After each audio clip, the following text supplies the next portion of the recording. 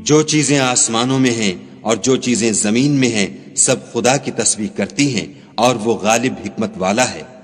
وہی تو ہے جس نے کفار اہل کتاب کو حشر اول کے وقت ان کے گھروں سے نکال دیا، تمہارے خیال میں بھی نہ تھا کہ وہ نکل جائیں گے، اور وہ لوگ یہ سمجھے ہوئے تھے کہ ان کے قلعے ان کو خدا کے عذاب سے بچا لیں گے، مگر خدا نے ان کو وہاں سے آ لیا جہاں سے ان کو گمان بھی نہ تھا، اور ان کے دلوں میں دہشت ڈال دی کہ اپنے گھروں کو خود اپنے ہاتھوں اور مومنوں کے ہاتھوں سے اجاڑنے لگے۔ تو اے بصیرت کی آنکھیں رکھنے والو، عبرت پکڑو۔ اور اگر خدا نے ان کے بارے میں جلا وطن کرنا نہ لکھ رکھا ہوتا تو ان کو دنیا میں بھی عذاب دے دیتا، اور آخرت میں تو ان کے لیے آگ کا عذاب تیار ہے۔ یہ اس لیے کہ انہوں نے خدا اور اس کے رسول کی مخالفت کی، اور جو شخص خدا کی مخالفت کرے تو خدا سخت عذاب دینے والا ہے۔ مومنوں، کھجور کے جو درخت تم نے کاٹ ڈالے یا ان کو اپنی جڑوں پر کھڑا رہنے دیا سو خدا کے حکم سے تھا، اور مقصود یہ تھا کہ وہ نافرمانوں کو رسوا کرے۔ اور جو مال خدا نے اپنے پیغمبر کو ان لوگوں سے لڑائی بھڑائی کے بغیر دلوایا ہے اس میں تمہارا کچھ حق نہیں، کیونکہ اس کے لیے نہ تم نے گھوڑے دوڑائے نہ اونٹ، لیکن خدا اپنے پیغمبروں کو جن پر چاہتا ہے مسلط کر دیتا ہے، اور خدا ہر چیز پر قادر ہے۔ جو مال خدا نے اپنے پیغمبر کو دیہات والوں سے دلوایا ہے وہ خدا کے اور پیغمبر کے قرابت والوں کے اور یتیموں کے اور حاجت مندوں کے اور مسافروں کے لیے ہے، تاکہ جو لوگ تم میں دولت مند ہیں انہی کے ہاتھوں میں نہ پھرتا رہے۔ سو جو چیز تم کو پیغمبر دیں وہ لے لو، اور جس سے منع کریں اس سے باز رہو، اور خدا سے ڈرتے رہو، بے شک خدا سخت عذاب دینے والا ہے۔ اور ان مفلسان تارک الوطن کے لیے بھی جو اپنے گھروں اور مالوں سے خارج اور جدا کر دیے گئے ہیں، اور خدا کے فضل اور اس کی خوشنودی کے طلبگار اور خدا اور اس کے پیغمبر کے مددگار ہیں،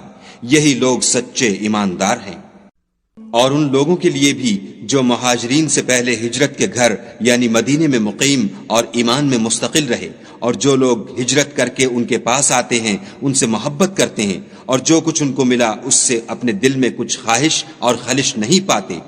اور ان کو اپنی جانوں سے مقدم رکھتے ہیں خواہ ان کو خود احتیاج ہی ہو، اور جو شخص حرص سے نفس سے بچا لیا گیا تو ایسے ہی لوگ مراد پانے والے ہیں۔ اور ان کے لیے بھی جو ان مہاجرین کے بعد آئے اور دعا کرتے ہیں کہ اے پروردگار ہمارے اور ہمارے بھائیوں کے جو ہم سے پہلے ایمان لائے ہیں گناہ معاف فرما، اور مومنوں کی طرف سے ہمارے دل میں کینہ و حسد نہ پیدا ہونے دے، اے ہمارے پروردگار تو بڑا شفقت کرنے والا مہربان ہے۔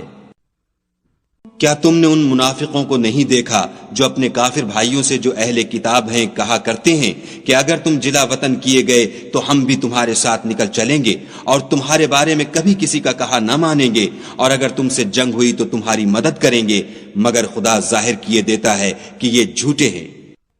اگر وہ نکالے گئے تو یہ ان کے ساتھ نہیں نکلیں گے، اور اگر ان سے جنگ ہوئی تو ان کی مدد نہیں کریں گے، اور اگر مدد کریں گے تو پیٹھ پھیر کر بھاگ جائیں گے، پھر ان کو کہیں سے بھی مدد نہ ملے گی۔ یہ سب جمع ہو کر بھی تم سے بالمواجہ نہیں لڑ سکیں گے،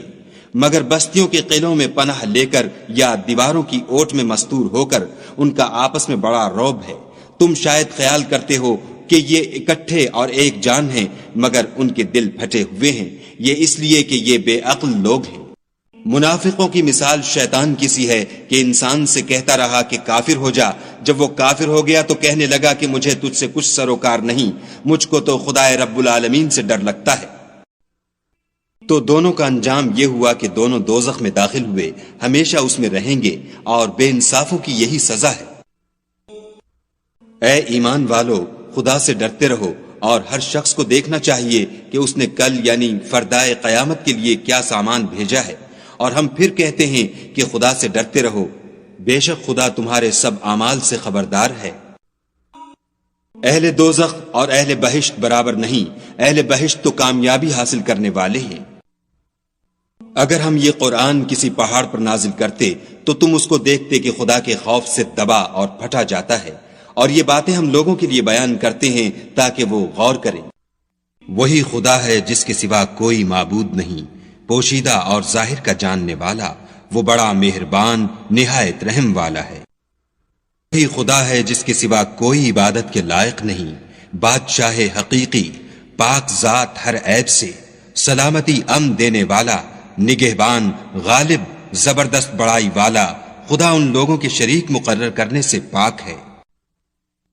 وہی خدا تمام مخلوقات کا خالق، ایجاد و اختراع کرنے والا، صورتیں بنانے والا، اس کے سب اچھے سے اچھے نام ہیں۔ جتنی چیزیں آسمانوں اور زمین میں ہیں سب اس کی تسبیح کرتی ہیں، اور وہ غالب حکمت والا ہے۔